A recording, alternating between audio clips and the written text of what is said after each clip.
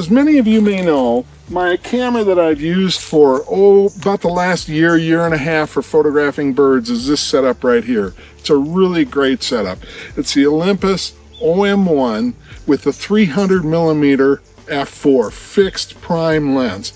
Very fast, very sharp on the lens and the optics. Recently, I purchased this setup right here, which is the Olympus OM1 Mark II with the 150 to 400. I'm going to be doing kind of a little comparison between the two.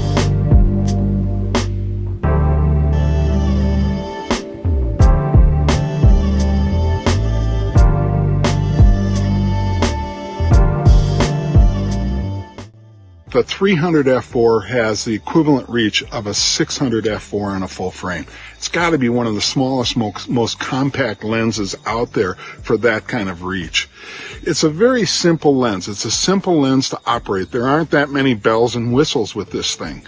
There is a focus limiter switch, which is right here. It goes from 1.4 meters to 4 meters rather. Then it goes from 1.4 to infinity in the middle, and then from 6 meters or 4 meters to infinity right here. This is the IS switch for the image stabilization to turn it off and on, and then there's a function button right here. Quite honestly, I don't use function buttons that much.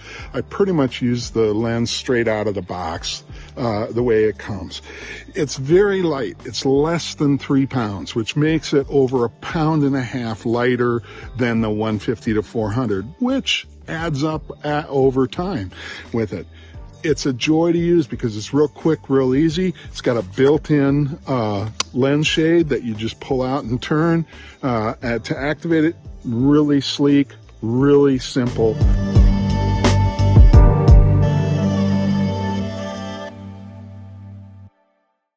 This morning I'm going to be shooting with my 300 f4, and I have taken the teleconverter off, so it's strictly the 300 f4. And the reason for that is because I'm going to be photographing the hummingbirds, which are right over my shoulder here. There's some wonderful feeders here, and I can get really close to these hummingbirds, so I don't need the 1.4 teleconverter. We'll see how it works out today.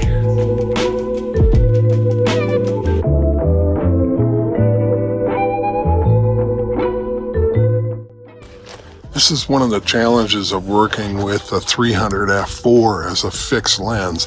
Right around the bend here, there's a flock of some flycatchers, and they're a very small bird and they're a little bit distant. So I've got to put on my 1.4 teleconverter out here in the field. And so that can be a little bit tricky, and a lot of people don't like to open up the camera out in the field. I'll do it.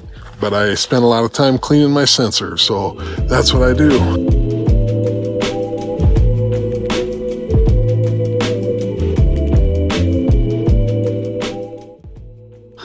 I gotta tell you, this is what I love about birding.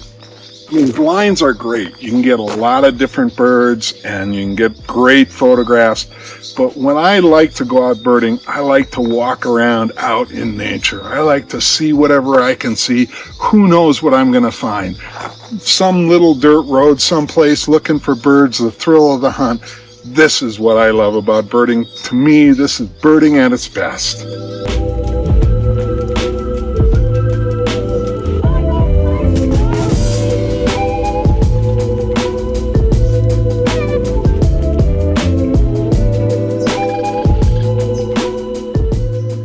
In order to go to manual focus with this lens, you have to pull back on the focus ring, which is this right here. It's a little slip clutch that pulls back and forth and allows you to set the focus manually.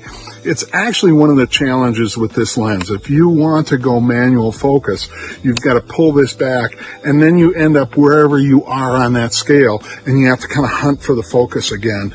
Once you find it, if you click it straight back in and then hit the autofocus button, the camera does a pretty good job of picking up right where it was at and following the bird from there. So that's real good. But usually on the pull back, you slide out of focus for a while. This morning I've got my 300 f4 with the 1.4 teleconverter on. That gives me an equivalent focal length of about 840 millimeters, which is a nice focal length for this environment. I'm going to be birding along this road and some other trails. We're looking for fairly small birds, and so they're a distance away, so this will give me some good reach. Well, that kind of wraps up my review comments on the 300 f4. In part 2, which I will produce over the next couple weeks, I'm going to go into more in-depth on the features and the advantages or disadvantages of the 150 to 400. This morning we're in the Western Andes at the Montezuma rainforest. We're here about 8,000 feet above the clouds, kind of in the clouds, and we're seeing some wonderful endemic species.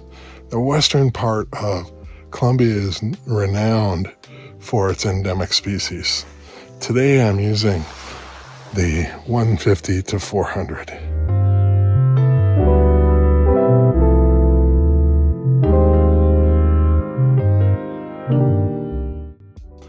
I thought I'd take this opportunity to go over a few features with the 150 to 400, which is what I've been photographing with actually quite a bit lately.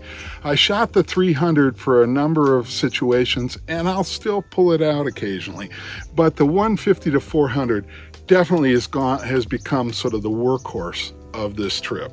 It's got better reach than what the 300 does, and it gives me the versatility to be able to zoom out and zoom in when I need to. There's some other features with this. It has the focus stops here, so I can go from 1.3 to 6 meters. I can go from 1.3 to infinity, and then I can go from 6 meters to infinity. And that's kind of nice if you're photographing birds that are closer up. I use the closer setting quite a bit. It's got an autofocus or manual focus. It's got the IS either on or off. It's got a function and a preset and whether or not you have the sound on. Quite honestly, I don't use the function and presets a whole lot. I kind of use the settings that I set in the camera for it, and that's it, and stick with that. I might vary my drive a little bit depending upon the situation and, like I say, the focus limiter.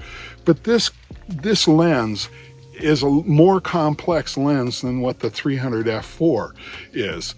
And that gives it sort of a double-edged sword. You've got more going on, more to think about, more switches to flip when you're working with it than you do with the 300. But it's a great lens. I've been having a lot of fun with it. The reach is absolutely wonderful. The other feature this thing has is a built-in 1.25 teleconverter that I can just flip on right here if I want to get in a little bit tighter.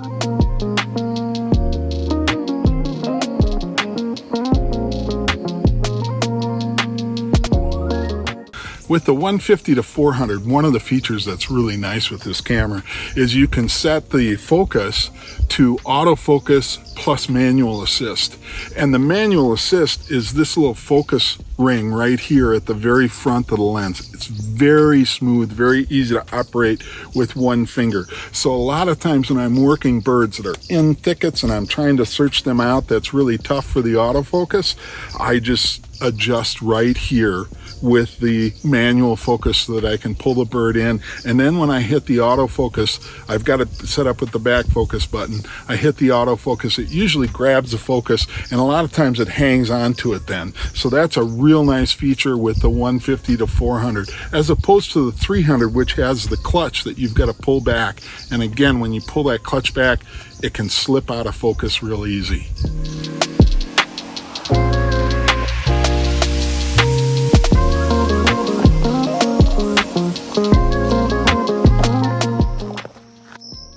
I got to tell you, one of the things with this 150 to 400, I've been birding since 6:30 this morning. It's almost 4 o'clock in the afternoon, and I'll tell you, this thing, I can feel it in my back. It's a heavier lens. It's been a challenging day because of the light. It's starting to clear up a little bit more now, but it's been really foggy and rainy. So I've been keeping the teleconverter, the 1.25 teleconverter, pretty much off for most of the morning, which gives me a 4.5 f-stop, which really helps.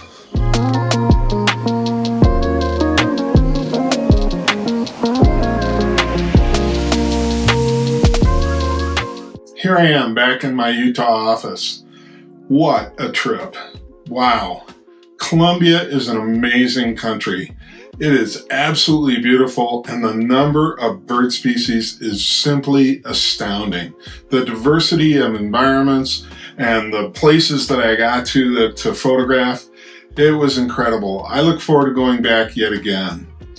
The trip with the 2 lenses was a lot of fun. I mean, how can I go wrong? The Olympus system for birding has got to be the #1 system that's out there as far as its ability to track focus, to get in tight to the birds. I mean, this being the equivalent of a 600 millimeter f4 is nothing less than astounding. To try to compare these 2 lenses is a little tricky because you've got a fixed focal length and you've got a zoom lens. Of course, the zoom lens is going to give you many advantages that you don't have with the fixed focal length. So what can a fixed focal length offer you? Well, generally speaking, prime lenses tend to be a little bit sharper and a little bit faster in focus.